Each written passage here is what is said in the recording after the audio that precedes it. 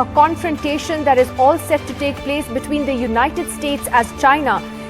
The US House of Representatives Speaker Nancy Pelosi, US media is now reporting, is all set to visit Taiwan in what will be a hugely controversial visit, expected possibly as early as tomorrow. She is currently on the tour of Asia. She's in Singapore today and is visiting other countries as well, including South Korea. But she has not put Taiwan yet on her official itinerary. However, it is expected, according to US media reports, that she will go to Taiwan. And if she does, China has warned of severe consequences if she goes ahead. Beijing has reiterated that its military will not sit by idly if Nancy Pelosi does go ahead with this visit to Taiwan. Of course, China claims Taiwan as part of its territory. Taiwan says that it is an independent country and therefore it is an extremely sensitive subject as far as Beijing is concerned. My colleague Vishnu Shom now joining us for more on this big story. Vishnu, firstly, there were indications that perhaps Nancy Pelosi would not go ahead with this visit, and now it appears she may just do that. What kind what is really at stake here if she does? Nidhi, as I answer that, I'd just like to point out, and this is very significant, you see that box of footage on the top right-hand side of our screen? The Chinese have actually released in just the last little while the military exercises they've been holding in Tibet.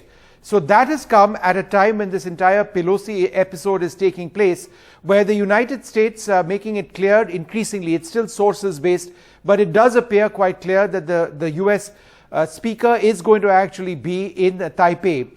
China says that this threatens their notion of a one China. And they've in the past as well said that there is no question of any leader going over there if they don't approve of it. They've made this position clear with leaders from France, several other countries. The last time somebody of the rank of Nancy Pelosi, who's number 3 in the US order of seniority, actually went to Taipei was Newt Gingrich 25 years back. So the Chinese have said that they are going to defend their territorial integrity, and their foreign ministry spokespersons have been fairly belligerent in what they've actually said. Number one. Number two, the United States isn't sitting idly either. They have moved the USS Ronald Reagan carrier strike group northwards from the South China Sea, northwards in the direction of Taipei. Remember, the Chinese do have an overwhelming military presence, the mainland not too far away. Will this result in some sort of armed confrontation or not, we cannot actually say.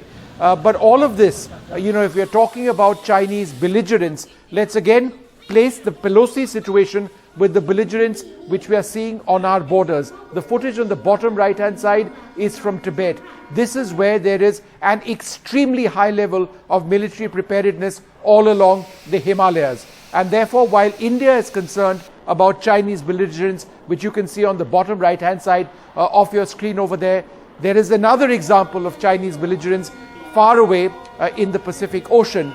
And that's what we are seeing with the visit, or the likely visit of Pelosi. It's almost certain that she will be there. Because when you look at the CNN, which has actually broken the story in the US media about her visit to Taiwan, one of the things that they're stressing is that she's actually not part of the Biden administration in the way that the US government is structured. She's the Speaker of the House of Representatives. Yeah. And of course, she's a Democrat. So as they point out, the Chinese government really doesn't distinguish between her and Biden, although they technically should. But she's also very high up in the hierarchy. Number in fact, 3. she could be president if the president and the vice president can't discharge their duties. And that is what seems to have irked China the most, her seniority. That's right, and she's number 3, and the fact is that the United States and Joe Biden, more than anybody else, has made it absolutely clear that they will not stand up for Chinese belligerence. Remember, just a few years back, the United States made a shift militarily and strategically to the Indo-Pacific region. So much more than what they were in the past, where they looked at Russia and prior to that, the Soviet Union. It's China that they're focused on now.